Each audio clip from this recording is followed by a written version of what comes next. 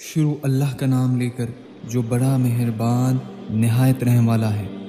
آج ہم محمد قاسم کے ان خوابوں کے بارے میں جانیں گے جن میں اللہ تعالیٰ محمد قاسم کو شرک اور اس کے تمام اقسام کے بارے میں بتاتے ہیں۔ دنیا میں ہم شرک کو صرف ایک مطلب سے سمجھتے ہیں، اور وہ یہ ہے کہ اللہ کے سوا کسی اور کو اپنا معبود بنانا، اللہ کے سوا کسی اور کی عبادت کرنا، اور بے شک یہی شرک ہے۔ لیکن شرک کے اس کے علاوہ اور بھی بہت سارے اقسام ہیں جن میں آج مسلمانوں کی اکثریت مبتلا ہے، اور یہی وجہ ہے کہ اللہ تعالیٰ آج مسلمانوں کی مدد نہیں کرتا۔ اللہ تعالیٰ قرآن میں فرماتے ہیں کہ قیامت کے دن اللہ جس کے چاہے گا گناہ بخش دے گا، مگر شرک کبھی معاف نہیں کرے گا۔ اور یہی بات اللہ تعالیٰ نے محمد قاسم کو اس کے خوابوں میں بھی بتایا کہ قاسم، میں قیامت کے دن جس کے چاہوں گا اس کے گناہ بخش دوں گا، لیکن میں شرک کبھی معاف نہیں کروں گا۔ اور قاسم، اس غلط فہمی میں کبھی مت پڑنا کہ قیامت کے دن اللہ شرک کو معاف کرے گا۔ اب آپ کو ان باتوں سے اندازہ ہو چکا ہوگا کہ شرک اللہ کی نظر میں سب سے بڑا گناہ ہے جس کی کوئی معافی ہی نہیں ہے۔ تو آئیے پھر جانتے ہیں شرک اور اس کے اقسام کے بارے میں، جن کے بارے میں محمد قاسم کو خوابوں میں اللہ تعالیٰ نے خبردار کیا۔ اللہ اور رسول صلی اللہ علیہ وسلم کے دین کا جو بیس ہے وہ توحید ہے، اور توحید کہ اللہ کے سوا کوئی معبود نہیں، کوئی خدا نہیں، کوئی عبادت کے لائق نہیں، کوئی مددگار نہیں۔ مدد مانگیں گے تو صرف اللہ سے، امیدیں رکھیں گے تو صرف اللہ سے، اور اللہ کی خدائی میں کسی کو شریک نہیں ٹھہرائیں گے۔ یہی بیسک ڈیفینیشن آف توحید ہے۔ اب توحید کا اپوزٹ شرک ہے، یعنی جب آپ اللہ کے سوا کسی اور کو اپنا معبود بناتے ہیں، کسی اور کو اپنا خدا بناتے ہیں، کسی اور کی عبادت کرتے ہیں، کسی اور کو اپنا مددگار بناتے ہیں، اور اللہ کی خدائی میں کسی اور کو شریک ٹھہراتے ہیں، یہی شرک ہے۔ لوگوں نے اللہ کے سوا کن کو اپنا معبود بنایا؟ لوگوں نے اللہ کے سوا بتوں کو اپنا معبود بنایا۔ یہ بت ایک بے جان مجسمہ ہے جس کو انسان پتھر یا پھر مٹی کا استعمال کر کے اپنے ہاتھوں سے الگ الگ قسم کی شکلوں میں بناتا ہے۔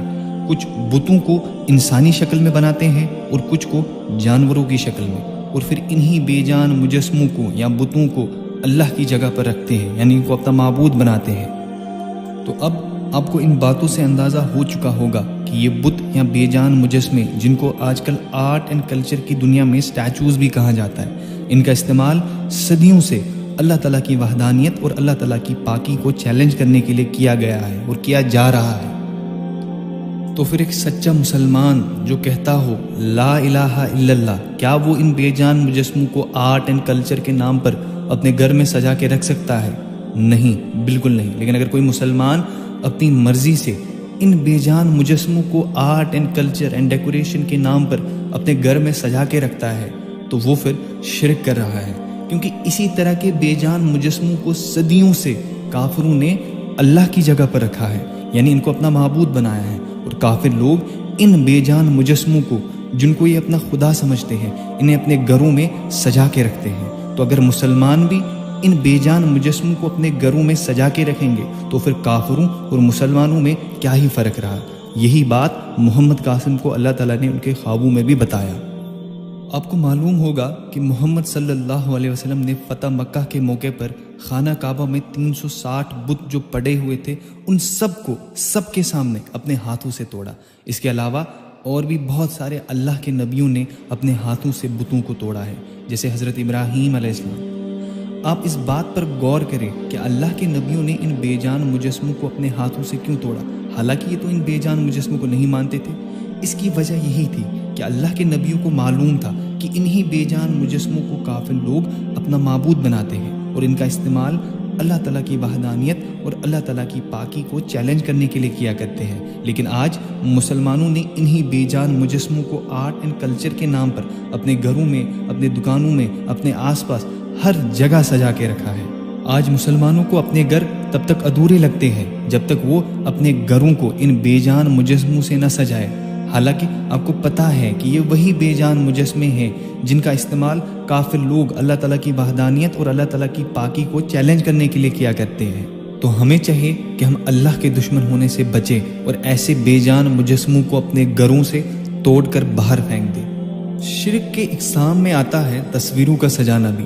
آپ کو محمد قاسم کے خواب کے بارے میں بتاتا ہوں۔ محمد قاسم فرماتے ہیں کہ مجھے اللہ نے ایک خواب میں بتایا کہ قاسم، اگر تمہاری چھوٹی انگلی کے ناخن سے بھی چھوٹی کوئی تصویر ہے اور اس کی تمہیں کوئی ضرورت نہیں تو وہ بھی شرک کے زمرے میں آتا ہے۔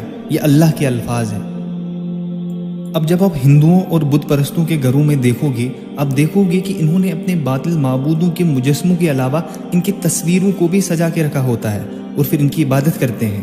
فتح مکہ کے موقع پر محمد صلی اللہ علیہ وسلم نے نہ صرف بتوں کو اپنے ہاتھوں سے توڑا بلکہ وہاں موجود کچھ تصویروں کو بھی اپنے ہاتھوں سے کاٹا۔ یہ تصویریں کیسی تھیں؟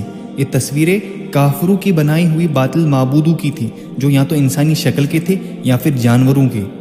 تو اگر آپ نے اپنے گھروں میں، اپنے دکانوں میں اپنی مرضی سے ایسی تصویروں کو سجا کے رکھا ہے جو کسی انسان کی ہے، چاہے وہ انسان آپ کا اپنا ہی کیوں نہ ہو، یا پھر کسی جانور کی تصویر سجا کے رکھی ہے، تو آپ اللہ کی نظر میں شرک کر رہے ہیں، کیونکہ ایسی تصویروں کا استعمال بھی صدیوں سے اللہ تعالیٰ کی وحدانیت اور اللہ تعالیٰ کی پاکی کو چیلنج کرنے کے لیے کیا گیا ہے اور کیا جا رہا ہے۔ تو ہمیں چاہیے کہ ہم ایسی تصویروں کو اپنے گھروں سے ہٹا دیں جن پر کسی انسان کی شکل بنی ہو یا پھر کسی جانور کی۔